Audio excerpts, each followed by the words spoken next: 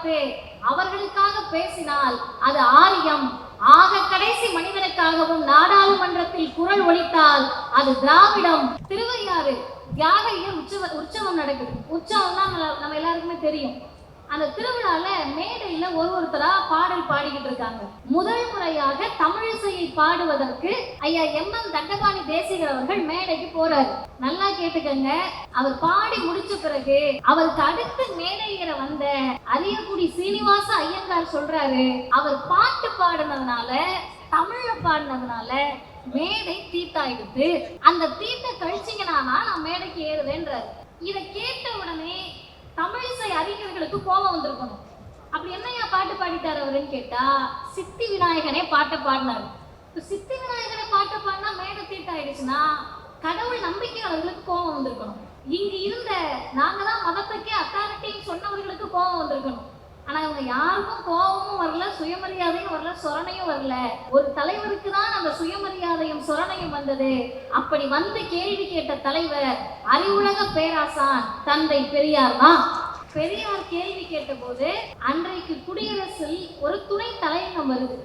அந்த துணை தலையங்கத்தை யார் எழுதினார் என்று சொன்னால், முதல்ல என்ன எழுதினாங்கன்னு பார்ப்போம். தமிழர்கள் உயிரோடு வாழும் நாட்டில் தமிழ் மொழிக்கு தடை உத்தரவா? நல்லா கேட்டுக்கங்க.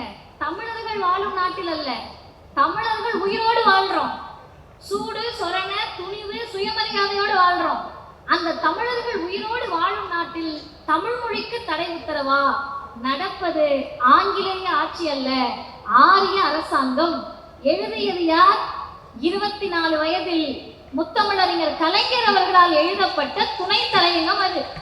அப்ப தலைப்பே தீட்டாயிருக்கு என்று அண்ணன் ராசா அவர்கள் சொன்னதை போல தலைப்பே தீட்டாயிருக்கு. அப்ப யோசிச்சு பாருங்க, இந்த இயக்கத்தில் 22, 23, 24 வயதில் அந்த இளைஞர்களை தலைவர்களாக மாற்றி இருக்கிறோம்னு சொன்னா அறிவை பொதுமைப்படுத்தணும். ஒரு நூற்றாண்டு வரலாற்றை 10 நிமிடத்தில் முடிப்பது என்பது மிக கடினம். ஆனால் நாங்கள் பேசுவதை விட இறுதியில் அண்ணன் ராசா அவர்கள் பேசுவதுதான் மிக முக்கியம் என்ற கண்ணோட்டத்தோடு என்னுடைய செய்திகளை மிக விரைவாக பேசி முடிக்க கடமைப்பட்டிருக்கிறேன். திராவிடம் என்ன சமத்துவத்தை பேசுச்சு அப்படின்னு கேட்டா, ரொம்ப போக வேண்டாம். சட்டத்துறையினுடைய அழைப்புதல் எல்லாரும் பார்த்துருப்பீங்க. அந்த அழைப்புதலில் பின்பக்கத்தில் முதல்வர் வழக்கறிஞர்களோடு நடந்து வர மாதிரி ஒரு படம். அந்த படத்தில் ஆண்டாண்டு காலமாக எந்த பெண்களுக்கு படிக்க கூடாதுன்னு சொன்னீங்களோ அவர்களை முன்வரிசையில் முதல்வரோடு வழக்கறிஞர் உடுப்போடு நடந்து வருவது போல் காட்சிப்படுத்துவதுதான் திராவிடம் பேசிக் கொண்டிருக்கக்கூடிய சமத்துவம். ஏன் அப்படின்னு கேட்டீங்கன்னா, இன்னைக்கு முன்வரிசையில் நிறைய பெண்கள் வழக்கறிஞர்கள் அமர்ந்திருக்காங்க. இளம் வழக்கறிஞர்களுக்காக தான் நான் குறிப்பா சொல்றேன். நம்மளாம் என்ன நினைச்சுக்கிட்டு இருக்கோம்னா, நம்ம அப்பா அம்மா சம்பாதிச்சாங்க, காசு இருந்துச்சு, வக்கீல் ஆயிட்டோம் அப்படின்னு நினைச்சுக்கிட்டு இருக்கோம். உண்மை அது கிடையாது. 1870 இருந்து 1918 வரை ஒரு 48 ஆண்டு காலம் மொத்தமா எத்தனை பேர் வழக்கறிஞர் பிஎல் பட்டம் படிச்சிருக்காங்க அப்படின்னு கேட்டீங்கன்னா 3651 பேர். அதுல பார்ப்பனர்கள் மட்டும் எத்தனை பேருன்னா 2686. ஏறக்குறைய 74% அவர்கள் படித்தவர்களாக இருந்தார்கள். நம்ம வேடிக்கை பார்த்துக்கிட்டு இருந்தோம். அப்படி இருந்த சமயத்தில் தான் அது எந்த நீதிமன்றங்களாக இருந்தாலும் சரி, நீதிமன்றங்கள் நீதியை வழங்கக்கூடிய சட்டத்தை பேசக்கூடிய இடத்தில் இருக்கிறது என்று சொன்னால் அது யார் அப்பன் வீட்டு சொத்தும் அல்ல, அனைவருக்குமானது என்று மிகவும் பிற்படுத்தப்பட்ட பட்டியலின பழங்குடியின சமூகத்தவரை வழக்கறிஞர்களாக மாற்றி அழகு பார்த்தது இந்த திராவிடர் இயக்கம் தான். சரி, பொத்தாம்பதுவா சொல்றீங்களே, அப்படி என்ன எல்லா வழக்கறிஞர்களையும் மேலே ஏற்றி விட்டாங்கன்னு கேட்டா, இந்தியாவினுடைய முதல் பட்டியலின வகுப்பை சார்ந்த உச்சநீதிமன்றத்தின் நீதிபதி யார் அப்படின்னு கேள்வி கேட்டா, நம்ம எல்லாரும் போயிட்டு கூகுளை பார்த்தோ எதையோ ஒன்று பார்த்துட்டு என்னுடைய வயது ஒத்தவர்கள் மாண்புமிகு நீதியரசர் வரதராஜன் அவர்களை சொல்லுவோம். இப்போ உச்சநீதிமன்றத்துக்கு அவர் போயிருக்காருன்னு சொன்னா உயர் நீதிமன்றத்துல இருந்து தானே எலிவேட் ஆயிருப்பாங்க. இந்த உயர் நீதிமன்றத்துக்கு அவங்க எப்படி வந்தாங்கன்னு கேட்டீங்கன்னா, தந்தை பெரியார் ஒரு கூட்டத்துல ஒரு செய்தியை பேசுறாருங்க. இவ்வளவு பெரிய பழமை வாய்ந்த உயர்நீதிமன்றம் இருக்கிறது. இந்த உயர்நீதிமன்றத்தில் இத்தனை ஆண்டுகளில் ஒரு தாழ்த்தப்பட்ட சமூகத்தை சார்ந்த நீதிபதி வர முடியவில்லையே என்று கவலையை பதிவு செய்கிறார். பதிவு செய்வது என்பது பெரியாருடைய வாழ்வியல் என்பதே இந்த மக்களுக்காக தான். அவர் ஒரு கூட்டத்தில் பேசுவது ஒரு செய்தி. அந்த செய்தியை அடுத்த நாள் பத்திரிகையில் பார்த்துவிட்டு யாரும் சிந்திக்கவில்லை. கடலூர் மாவட்டத்தில் முன்சிப் கோர்ட்ல நீதிபதியாக இருந்த மாண்புமிகு நீதிபதி வரதராஜன் அவர்களை முத்தமிழறிஞர் டாக்டர் கலைஞர் அவர்கள் சென்னை உயர்நீதிமன்றத்தினுடைய முதல் பட்டியலினத்து நீதிபதியாக அமர்த்தினார். அதன் காரணமாக உச்சநீதிமன்றத்துக்கு போக முடிஞ்சிச்சு. அப்ப எளிமையாக பாதை இருக்கிறது, நடந்து போங்க அப்படின்னு இன்னைக்கு நம்ம நடந்து போயிட்டு இருக்கப்ப நமக்கு பின்னாடி இருந்து கேள்விகள் வருது. திராவிடம் என்ன பண்ணுச்சு? திராவிடம் என்ன சமத்துவத்தை பேசுச்சு? இந்த விஷயத்துல மனிதர்களுக்கான சமத்துவத்தை பேசினது நம்ம எல்லாருக்குமே தெரியும். எனக்கு முன்னால் பேசுகிற போது அண்ணன் மில்டன் அவர்களும் அதை பதிவு செய்தார்கள். ஆனால் திராவிடம் இன்னும் கொஞ்சம் உள்ள போய் பார்த்தீங்கன்னா மற்ற கோட்பாடுகளிலிருந்து சித்தாந்தங்களிலிருந்து ஒரு இடத்துல வேறுபட்டு நிற்குது. அப்படி வேறுபட்டு நிற்கிறதுனாலதான் 100 ஆண்டு கடந்து நிற்கிறோம், இன்னும் 100 ஆண்டுக்கும் நிற்போம். என்ன வேறுபட்டு அப்படின்னா, மனிதர்களுக்கான சமத்துவத்தை மட்டும் திராவிடம் பேசவில்லை, மொழிக்கான சமத்துவத்தை பேசியதும் திராவிடம் தான், தமிழிசைக்கான சமத்துவத்தை பேசியதும் திராவிடம் தான், கலைக்கான சமத்துவத்தை பேசியதும் திராவிடம் தான். இன்னும் சொல்ல போனால் இங்கு பல பேர் நம்பக்கூடிய, நாங்கள் நம்பாத கடவுள்களுக்குள்ளேயான சமத்துவத்தை பேசியதும் திராவிடம் தான். கடவுளுக்குள்ள சமத்துவமா அப்படின்னா ரொம்ப எளிமையா திராவிடர் இயக்க மேடையில பேசுவாங்க. நாங்கெல்லாம் அதை கேட்டு வளர்ந்தவர்கள். என்ன தெரியுமா பேசுவாங்க? உங்க சாமியும் இருக்கு, எங்க சாமியும் இருக்கு. நான் யார் சாமின்னு சொல்லல, அதை நீங்க முடிவு பண்ணிக்கலாம். உங்க சாமியும் இருக்கு, எங்க சாமியும் இருக்கு. எங்க ஊர்ல இருக்கிற எங்க சாமி அது கருப்பனா இருக்கலாம், கருப்பன சாமியா இருக்கலாம், சுடலை மாடனா இருக்கலாம். அவருக்கு கல்லும் சாராயம் கறியும் கொடுக்குற, ஓ சாமிக்கு நெய் ஊத்துன முந்திரி பருப்போட பச்சரிசியில பொங்கல் கொடுக்குறேன்னா, சாமியில சைவம் அசைவம் பார்த்து மனிதர்களை பிரிச்ச மாதிரி சாமியை பிரிச்சப்ப அவர்களுக்காக பேசியதும் இந்த திராவிடம் தான்.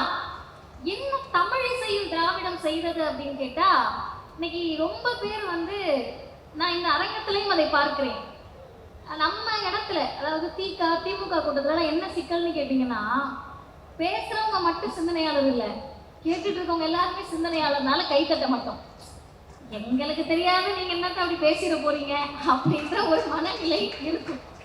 அந்த சிந்தனை தெளிவுதான் இந்த இயக்கத்தை வழி நடத்துகிறது. அப்படி நம்ம முன்வரிசையில் உட்கார்ந்து இருக்கிறப்ப, நம்ம ஆட்கள் இந்த கலை நிகழ்ச்சிலாம் நடக்கிறப்ப பறை சத்தம் கேட்கும். இன்றைக்கெல்லாம் எல்லா இடங்களிலும் பறை அடித்துதான் நிகழ்ச்சிகளை தொடங்குறாங்க.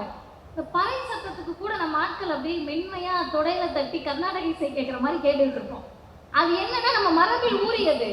பல ஆண்டு காலமாக கர்நாடக இசையும் வடநாட்டு இசையும் மட்டும்தான் நம்ம காதுகளில் ஒலித்து கொண்டே இருந்தது. அப்படி இருந்தப்ப 1946 நான் வருடத்தோடு சொல்லுகிறேன். ஏன் இந்த வருடத்தை சொல்லுகிறேன் என்பதை இறுதியில் சொல்லுகிறேன். திருவையாறு தியாகையர் உற்சவம் நடக்குது. உற்சவம் தான் நம்ம எல்லாருக்குமே தெரியும். அந்த திருவிழால மேடையில ஒருத்தரா பாடல் பாடிக்கிட்டு இருக்காங்க. முதல் முறையாக தமிழிசையை பாடுவதற்கு ஐயா MM தண்டபாணி தேசிகர் அவர்கள் மேடைக்கு போறாரு. நல்லா கேட்டுக்கங்க. அவர் பாடி முடிச்ச பிறகு அவருக்கு அடுத்து மேடையிற வந்த அரியக்குடி சீனிவாச ஐயங்கார் சொல்றாரு, அவர் பாட்டு பாடினதுனால, தமிழ்ல பாடினதுனால மேடை தீட்டாயிடுது, அந்த தீட்டை கழிச்சிங்கன்னா நான் மேடைக்கு ஏறுவேன்றாரு. இதை கேட்ட உடனே தமிழிசை அறிஞர்களுக்கு கோபம் வந்திருக்கணும். அப்படி என்னையா பாட்டு பாடிட்டார் அவருன்னு கேட்டா, சித்தி விநாயகனே பாட்டை பாடினாரு. சித்தி விநாயகனே பாட்டை பாடினா மேடை தீட்டாயிடுச்சுன்னா கடவுள் நம்பிக்கையாளர்களுக்கு கோபம் வந்திருக்கணும். இங்க இருந்த நாங்க தான் மதத்துக்கே அத்தாரிட்டின்னு சொன்னவர்களுக்கு கோபம் வந்திருக்கணும். ஆனா இவங்க யாருக்கும் கோபமும் வரல, சுயமரியாதையும் வரல, சொரணையும் வரல.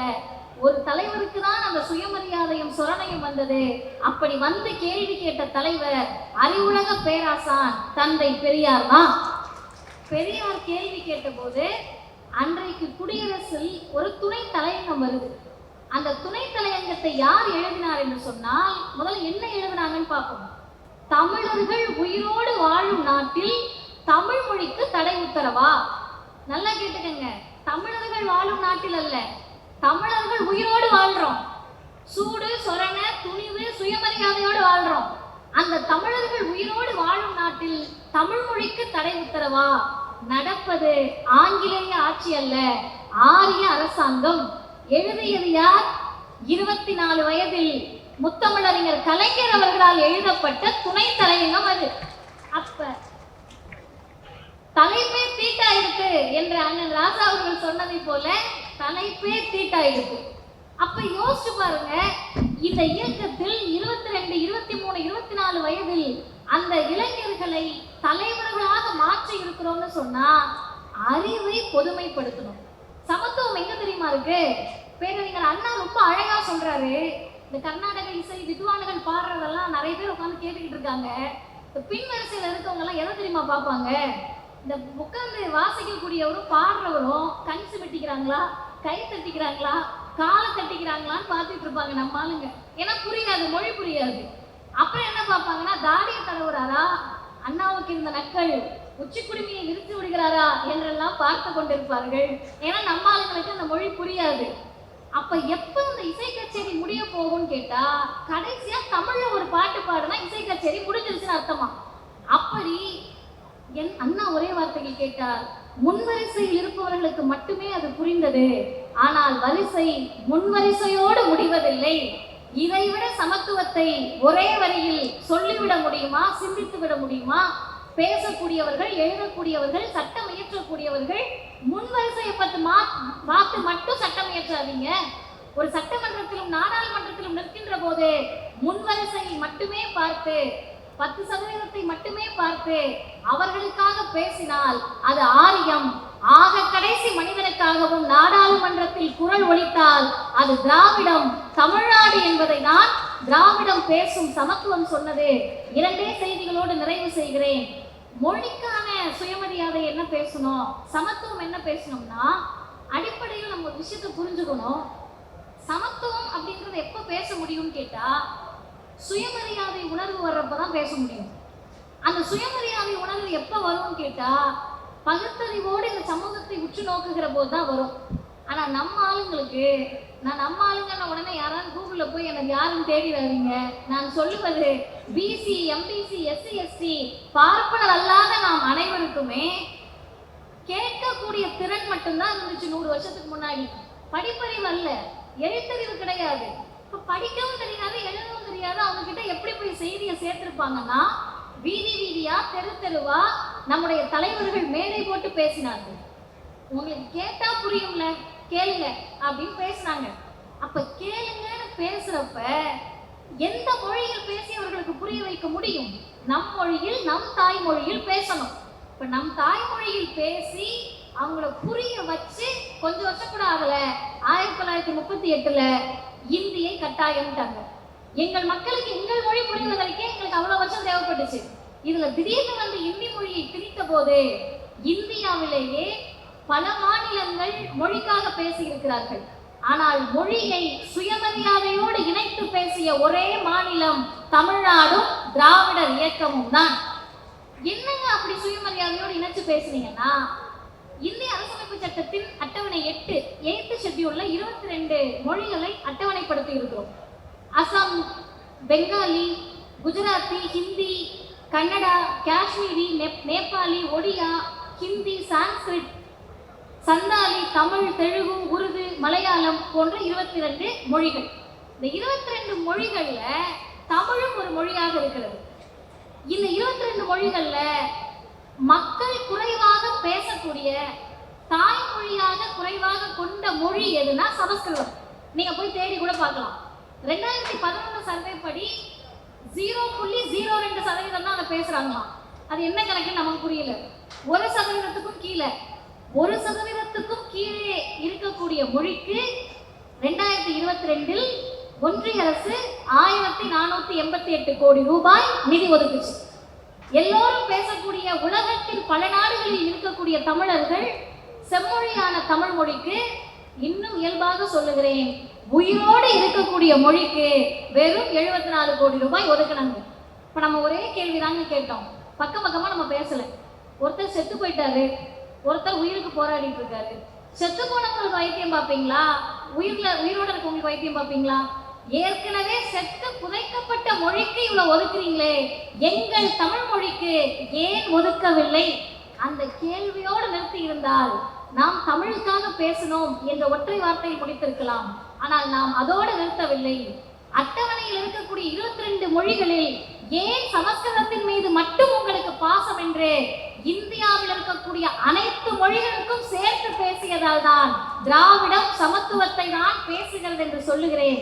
இறுதியில் ஒற்றை செய்திதான். அருமை தோழர்களே, சமத்துவமா இருக்கிறதா எல்லாரையும் ஒன்னா பாக்குறது அப்படின்னு நிறைய பேர் சொல்லுவாங்க. ஆனா இந்த இயக்கம் மாத்தி சொல்லுச்சு. தந்தை பெரியாரும் பேரறிஞர் அண்ணாவும் முத்தமிழறிஞர் கலைஞரும் இன்றைய முதல்வரும் அதை மாத்தி சொன்னாங்க. இப்ப எல்லாருக்கும் ஒரே மாதிரி இருக்கிறது சமத்துவம் இல்லையா? இல்ல. இங்க எல்லாரும் ஒன்னா இல்ல. 4 தலைமுறையாக படித்தவர்களும் முதல் தலைமுறையாக வழக்கறிஞராக வருபவரும் எப்படி ஒரே தட்டில் வச்சு பார்க்க முடியும்? அதைதான் இந்த இயக்கம் சொன்னது. unequals cannot be treated as equals. சமமற்றவர்களை சமமாக நடத்த முடியாது. unequals அப்படின்னு சொல்லக்கூடிய சமமற்றவர்களை நீங்கள் சமத்துவமாக நடத்த நினைத்தால் அதுவே மிகப்பெரிய சமத்துவமின்மை தான். அதுவே மிகப்பெரிய அன்இக்வாலிட்டி தான். நீங்க 69% இடஒதுக்கீடு வச்சிருக்கீங்க. எங்க தாத்தா அமெரிக்கால இருக்காரு, எங்க பாட்டி அமெரிக்கால செட்டில் ஆயிட்டாங்க, எங்க அப்பா இங்க பேங்க்ல வேலை பார்க்கறாரு, எங்க பையன் தாத்தா பாட்டியோட அமெரிக்கால டாக்டர் படிக்கிறாரு அப்படின்னு சொல்லிட்டு 10% இடஒதுக்கீடை கேட்டால் 4 தலைமுறையா தாத்தாவுக்கு எழுத்துனா என்னன்னு தெரியாது, அப்பா அம்மாவுக்கு படிப்புனா என்னன்னு தெரியாது. நாங்க தான் படிச்சு வரோம்னு சொன்னா இருவரையும் ஒரே தட்டில் வைத்து பார்ப்பது சமத்துவமின்மை. யாருக்கு எது தேவையோ அதை முதலில் தருவதுதான் சமத்துவம். அந்த சமத்துவத்தை தான் இந்த திராவிடம் பேசியது. உங்களுக்கு இளம் வழக்கறிஞர்களுக்கு புரியக்கூடிய மொழியில் சொல்லுகிறேன். எறும்பு கடிச்சிருச்சுன்னு ஒருத்தர் டாக்டர்கிட்ட போறாரு, இன்னொருத்தர் சளி காய்ச்சல்னு போறாரு, இன்னொருத்தர் கால் வலி மூட்டு வலின்னு போறாரு, இன்னொருத்தர் விபத்துக்குள்ளாகி ரத்தம் சொட்ட சொட்ட ஹாஸ்பிட்டலுக்குள்ள வராரு. டாக்டர் ரொம்ப சமத்துவவாதி. நான் எல்லாரையும் ஒரே மாதிரி தாங்க பார்ப்பேன். எறும்பு கடிச்சவர் தான் வந்தாரு, அவருக்கு ட்ரீட்மெண்ட் கொடுத்துட்டு தான் ரத்தம் சொட்ட சொட்ட வந்த உனக்கு கொடுப்பேன்னு சொன்னா அது ஆரியம். முதலில் ரத்தம் சொட்ட சொட்ட வரக்கூடிய கல்வி மறுக்கப்பட்ட, வேலை வாய்ப்பு மறுக்கப்பட்ட, படிப்பு அந்தஸ்து என்று அனைத்தும் மறுக்கப்பட்ட அந்த சமூகத்திற்கு முதலில் தந்துவிட்டுதான் உனக்கு தருவேன் என்று சொன்னால் அதுதான் திராவிடம் பேசிய சமத்துவம். அந்த சமத்துவத்தின் பாதையில் நடப்போம். வாய்ப்புக்கு நன்றி, வணக்கம். மாநாடு வெல்லட்டும்.